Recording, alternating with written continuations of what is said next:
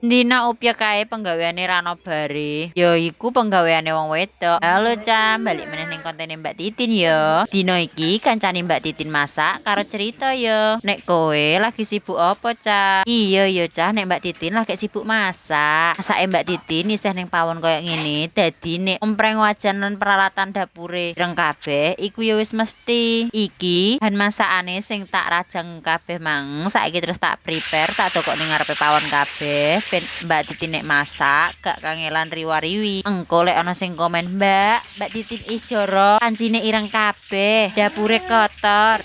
Para netizen yang budiman, deloken yo, omahe Mbak Titin iki cene isih lemah. Terus masake iku yo isih nganggo pawon, nganggo kayu cah. Dadi nek omprenge ireng yo ora masalah. Lah engko nek omprenge dikasaki resik, bar ngono ditupangno pawon neh, tak yo padha ae ireng neh. Soale lek nganggo iku gak mung sepisan, tapi nganggo kayu ngene iki ae Mbak Titin wis bersyukur ora perlu tuku gas gawe masak, cukup gawe kayu ae wis matengno masakan sakmene akiye. Ya mbah ya cah, nek menurut dapur sing resik iku sing keramikan, sing cantik, sing wis duwe wastafel. Pancene iku duduk levelku. Aku ki wong desa, apa anane sing tak gawe konten iki ya keseharianku bendina. Ya real iki apa anane, ora kok tak gawe-gawe. Nek dapurku menurutmu iki isih rusak, masih yo ngene iki bendina ya tak resiki lho cah. Tapi ancene ning desa masake nganggo pawon mesti ana keluke, ana awune. Lan omahe Mbak Titin iki nek usum udan ngene iki lemahe ngembet, dadi ketoke teles terus, gak iso garing resik. Ngene iki wis bersyukur cah, dapur sederhana ngene iki iso gawe masakan sing enak lho.